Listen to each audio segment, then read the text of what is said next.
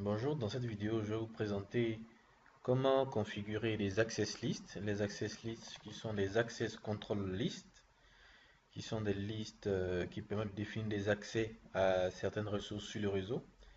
Donc je prends par exemple dans ce scénario, donc vous avez des PC ici qui devront accéder par exemple à ce serveur. Sur ce serveur, je vais installer un serveur web qui affichera des pages. Et à l'aide de contrôle, de liste de contrôle d'accès que je vais définir sur ce routeur, je permettrai uniquement qu'à un seul poste de travail d'accéder au serveur web. Voilà. Et c'est ce qu'on va faire. J'aurais pu déjà préconfigurer le routeur, mais là, je vais reprendre tout à zéro. Donc cette machine déjà, c'est la 1.1, ici 1.2, ici 1.254, l'adresse de la passerelle, ici 2.254, l'adresse de la passerelle, et là 2.1, l'adresse du serveur. Donc je configure 192.168.1.1,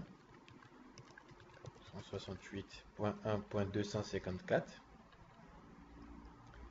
Je ferme.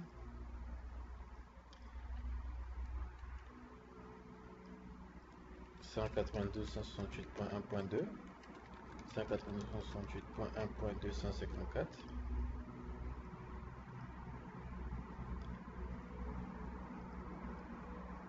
192.168.2.1, 192.168.2.254, qui est la passerelle ici. Et je vais maintenant configurer le routeur, les deux interfaces du routeur.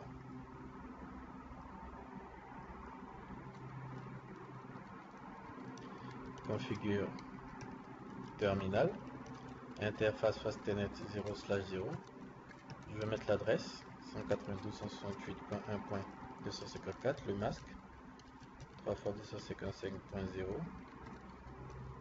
J'allume l'interface en faisant no shutdown.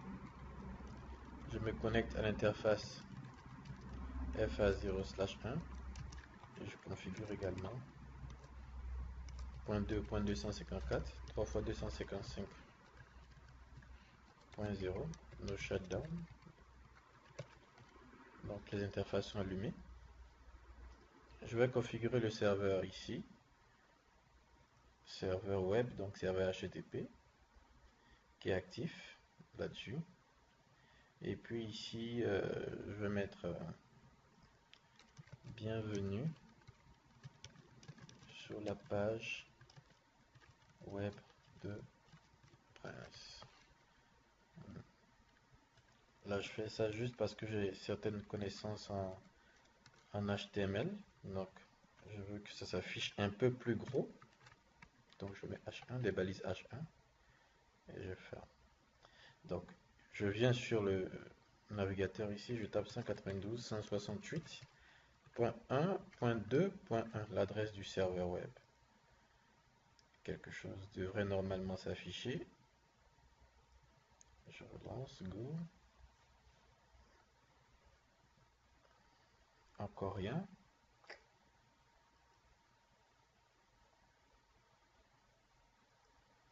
Je vais faire un ping pour voir. Ping 192.168.2.1. Destination host unreachable. Ça fait un peu bizarre. Les adresses sont configurées. Comme vous pouvez le voir là, il y a une erreur ici. Sur l'adresse que j'ai mise sur l'interface Fastnet 01. J'ai mis 169 au lieu de 192. Donc je dois enlever interface Fastnet 0/1. No IP adresse 192.169.2.254 3 fois 255.0.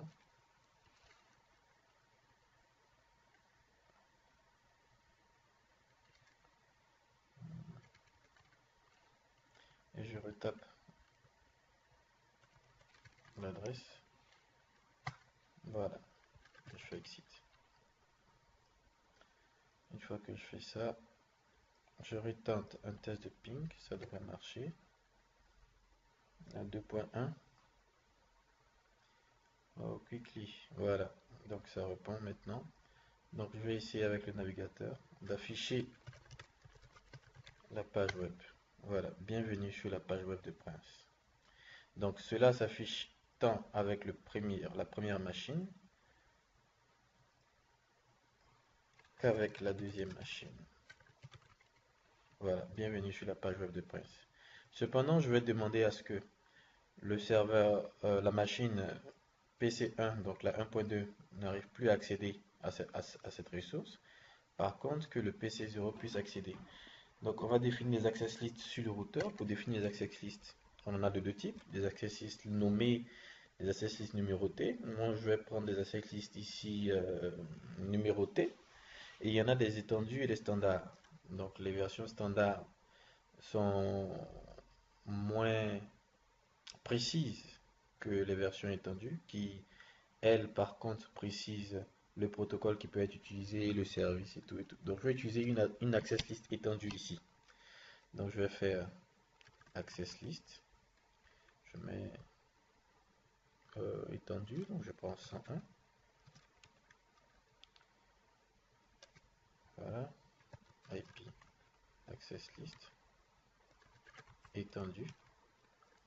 Je prends 101 parce que je peux prendre un numéro entre 100 et 99. Et je fais entrer. Ici, maintenant, je vais définir ce qu'il faut. Donc, je vais dire permettre IP la source, donc 192.68.1.1. Donc, je peux permettre lot 192.168.1.1. Lorsqu'il veut partir vers lot 192.168.2.1. Et je vais préciser le protocole.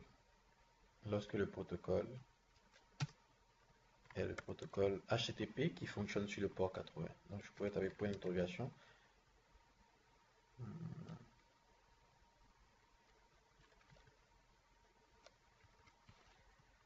Je vais mettre TCP ici. Voilà. Ensuite, sur mes points d'interrogation, j'ai EQ et je tape 80. Voilà. Donc, une fois que c'est défini ainsi, je n'ai plus besoin de me fatiguer. Je vais appliquer les access lists sur l'interface. Donc, l'interface face telnet 00. Je vais faire IP access group. IP access group. Je mets le numéro de l'access list et je fais in. Vu que les requêtes entrent par ce port, je fais exit.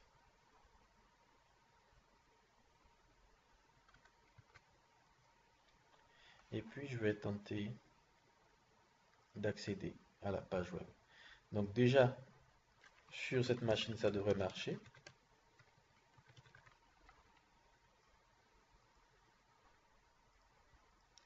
Par contre, sur cette machine, ça ne devrait plus marcher. Go. Voilà. On ne peut plus afficher là. Request timeout. On ne peut plus afficher ici. Par contre, ici, on peut maintenant toujours afficher. Voilà. Donc c'est la petite démo que je souhaitais faire. S'il y a des questions, n'hésitez pas à les poser. Merci.